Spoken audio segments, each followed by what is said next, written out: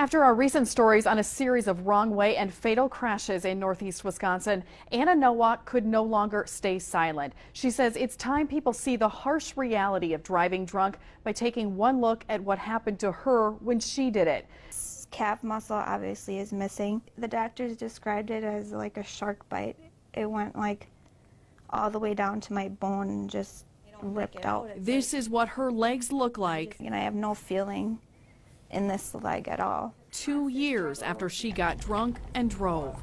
I knew I was really drunk, but I still told myself I'm okay to drive. Before 3 a.m. on a Friday, she left a bar in Swamico and drove for nearly an hour, ending up near Black Creek in Outagamie County. I was also texting and driving at the time. She lost control at 60 miles an hour, flipped her car, and not wearing a seatbelt was thrown through trees and plunged into a snowbank. I put my hands down to feel my legs to see why I couldn't move them, and there was just bones sticking out everywhere. I remember laying my head back down and I was like, God, I know I'm gonna die. But a man driving by caught a glimpse of light from her car and called for help.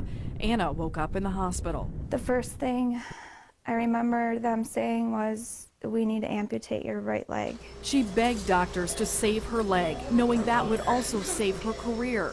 Anna was a nurse at the time and often cared for victims of drunk driving crashes. Yet that never crossed her mind when she started drinking. I felt like I was indestructible and, could get away with anything.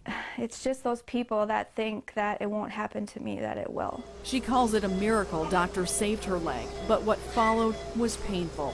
She underwent 19 surgeries, one lasting 19 hours, and was bedridden for 6 months, just learning to walk again months ago. While graphic, she says people need to see these pictures. I just pray that people would open their eyes and see what the real consequences are. I did it every time I drank. I would feel guilty, but then I would always just go right back to, that's just not going to happen to me. Every day since her crash, she's been trying to find a way to reach those people. There's no magic answer, but she thinks starting young would have helped her. If I would have seen someone like me go into a school and say this is what happened with drunk driving, I would never do it.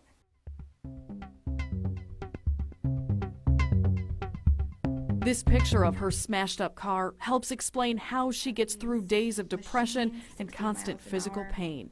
This sign was in her trunk when she crashed. It landed perfectly where she once sat.